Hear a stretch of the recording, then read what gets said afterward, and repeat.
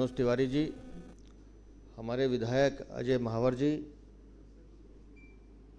हरीश खुराना जी और मंच पे जो मेरी बाईं तरफ बैठे हैं, अभी लगभग 12 मिनट पूर्व तक आप अरविंद केजरीवाल की सरकारी सब्जी मंडी जो गाजीपुर सब्जी मंडी है उसके चेयरमैन थे और आपने वहाँ से इस्तीफ़ा देकर भारतीय जनता पार्टी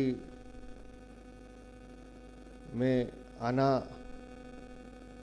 स्वीकार भी किया है, आत्मसात भी किया है और क्या कारण रहे उसकी बात तो आप खुद बताएंगे श्रीमान राजकुमार बल्लन जी और इनके साथ आम आदमी पार्टी के प्रदेश के पूर्वांचल मोर्चे के उपाध्यक्ष भाई अनिल झा जी।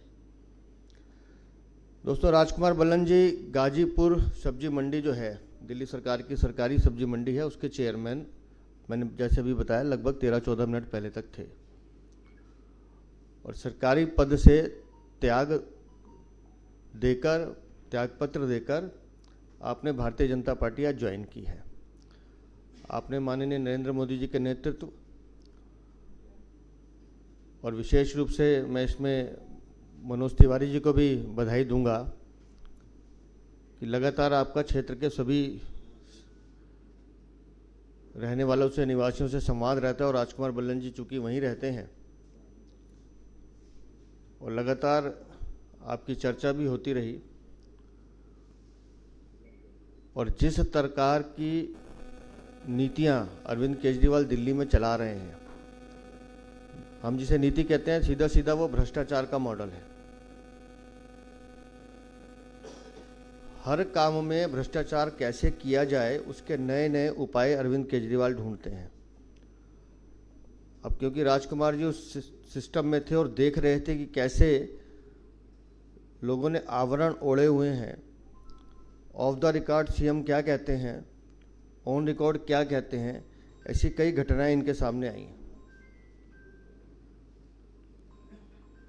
उन घटनाओं का जिक्र वो खुद करेंगे, लेकिन मैं विशेष रूप से राजकुमार जी का और अनिल जी का पार्टी में स्वागत करता हूं और एक बार कहूंगा कि पटका पहना के भाई मनोज जी भी इनका अभिनंदन करें। उसके बाद मनोज तिवारी जी और राजकुमार जी अपना बात रखेंगे।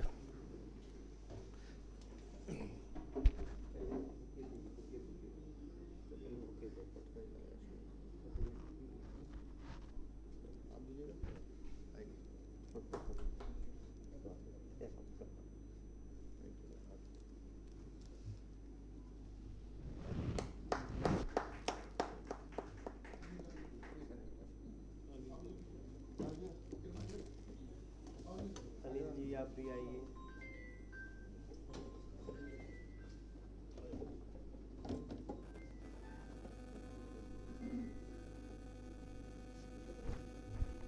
पटके और देना भाई।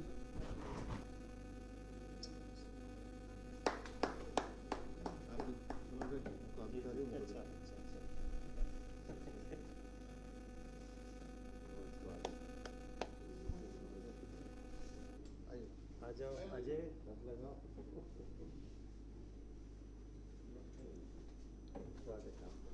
थैंक यू अध्यक्ष जी।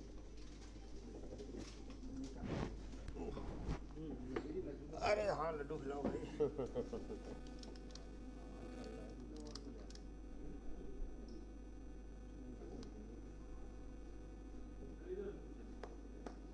आपकी खिलाई भाई।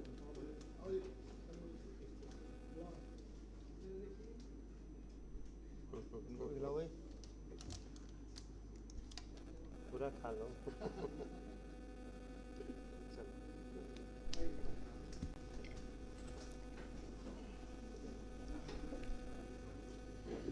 आदरणीय मनोज तिवारी जी, राजू नहीं वो जाता नहीं है आवाज। नहीं हो जाए ऐसे ठीक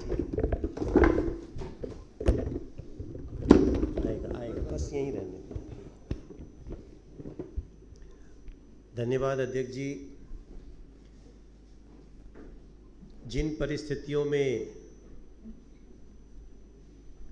दिल्ली की सरकार काम कर रही है, वैसे में एक पूरी मंडी समिति के चेयरमैन का उस पद को त्याग करके भारतीय जनता पार्टी में आना ये अपने आप में एक बहुत बड़ी घटना है और जो लोग दिल्ली की सरकार चला रहे हैं आम आदमी पार्टी के द्वारा, उन पर कई प्रश्न छोड़ देता है।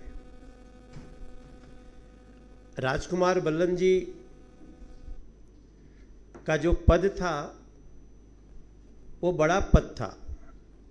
इस पद के तहत एक बहुत बड़ी जिम्मेदारी होती है, पूरी एक प्रकार का छोटा सा मंत्रालय जैसा होता है। लेकिन उसके बाद भी राजकुमार बल्लन जी का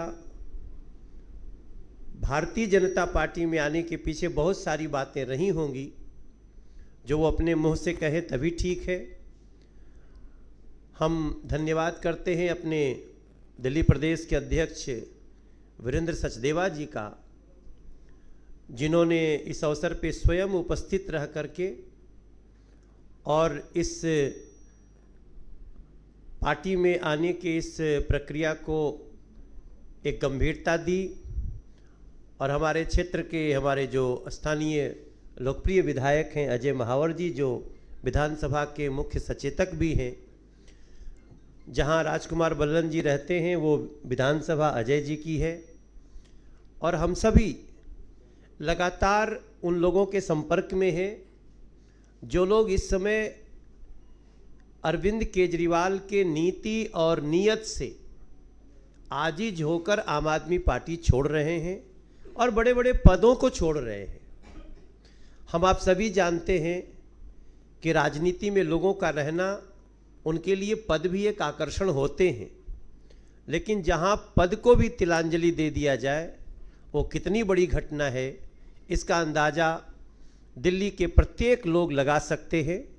मैं अपनी तरफ से राजकुमार बल्लन जी का बहुत स्वागत करता हूं और साथ में अनिल झा जो पूर्वांचल मोर्चा के प्रदेश के उपाध्यक्ष हैं, आपका भी बहुत बहुत स्वागत। और हम इसी स्वागत के साथ हम जरूर अपेक्षा करेंगे कुछ बातें जो हमसे बल्लन जी करते हैं, कहते हैं, वो उनके मुंह से हो तो ज़्यादा उपयुक्त होगा आज के दिन। राजकुमार बल्लन जी।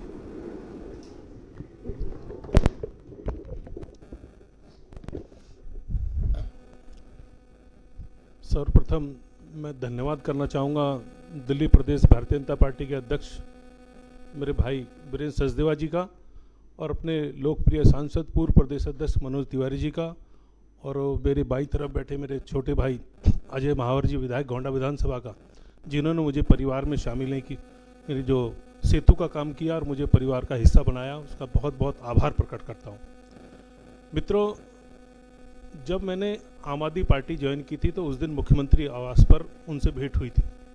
उन्होंने जिन हाई मॉरल स्किल्स की मुझे बात की थी, मुझे ऐसा लगा था जैसे मैं बहुत सतयुग की राजनीति की तरफ जा रहा हूँ और मैं बहुत अच्छे संगठन से जुड़ गया हूँ। लेकिन उस दिन से लेकर और बाद में जो एक क्रम चला, मैं APMC गाजीपुर सब्जी मंडी का चेयरमैन हूँ। उसके बाद और आज तक अभी तक भी किसी भी राजनीतिक कार्य में उनकी तरफ से किसी तरह का एक जो छोटा सा ग्रुप है उसके सिवा वो किसी को सहभागिता का अवसर वहाँ प्रदान करने वाले नहीं हैं। मैं एक प्रशासनिक दायित्व पर था, लेकिन बार बार नियमित रूप से जो जानकारी मिली और जो सबसे अंतिम बात, जो बाढ़ वाले दिन 10,000 का उन्होंने कंपनसेशन दिया, वो अनैतिकता की पराकाष्ठा थी। वह व्यक्ति सबके कहने के बावजूद, सब कुछ देखने के बावजूद, जहां अपनी जिम्मेवारी से दूर भागकर और मात्र 10,000 का कंपनसेशन जो दिया, उसने मुझे द्रवित कर दिया। मैंने रात को ही मनोज जी को फ़ोन किया था, मनोज जी मैं आपसे बार बार आग्रह कर रहा हूँ, अगर आप परिवार में मुझे शामिल करने नहीं, यहाँ से मुझे मुक्ति चाहिए। अभी चंद दिन पहले जब उनके निवास की चर्चा हुई, जब उनके जो हायर मॉरल स्किल्स की जो बात की थी, नैतिकता की, वो उनके आवास की जो घटनाएं टेलीविजन पर चली, और मैं ही नहीं और मेरे परिवार के सब लोग, बच्चे तक भी ये कहने लगे कि हमें शीघ्र संगठन को छोड़ना चाहिए, हमें ऐसे परिवार में शामिल नहीं रहना। दूसरी घटना यह है, जो अभी उन नेताओं के साथ जो लगातार हम देखते थे, उन नेताओं के साथ जिनको पेट भर भर कर वो कोसते थे, जब उनके साथ गलबैयां करते हुए देखा तो मुझे लगा कि राजकुमार वास्तव में गलती हो गई। मैंने मनोज जी को और वीरेंद्र सचदेवा जी को भी इससे एक मैसेज किया था कि वीरेंद्र जी, मैं इस समय आपसे जुड़ना चाहता हूं, आप मुझे एक अवसर प्रदान करें। अगर उसमें देरी ना करें, मैं दिन प्रतिदिन अपना आपको असहज महसूस कर रहा हूं। मैं भावनात्मक रूप से और बड़ी जिम्मेदारी के साथ ये कहना चाहता हूं, अपने राजनीतिक जीवन में मैंने जो सीखा कि सामाजिक राजनीतिक जीवन में नैतिकता के बिना कोई भी कार्य असंभव है, और उस दल में नैतिकता का दूर दूर तक कोई नाता नहीं है। वह व्यक्ति उस संगठन में जो बोलते हैं, सिर्फ जो उनके मन में आया उसको हाँ भरने के सिवा वहां लोकतांत्रिक प्रक्रिया का कोई स्थान है नहीं। एक चीज आपको और समझ कहना चाहता हूं, ऐसी प्रेस वार्ता में जिस दिन मेरी घोषणा हुई थी उससे लेकर आज तक नो एनी कम्युनिकेशन मुख्यमंत्री, नो एनी कम्युनिकेशन कृषि मंत्री, नो एनी कम्युनिकेशन किसी भी व्यक्ति से, जिलाध्यक्ष या उससे कोई संपर्क नहीं है। मुझे आज तक किसी राजनीतिक कार्यक्रम की सूचना भी नहीं होती थी, आज बता रहा हूं जी। वहां आवश्यकता भी नहीं है उनको, वो तो सिर्फ मुझे ऐसा लगा कि मुझे ज्वाइन कराकर और देकर इतिश्री कर ली।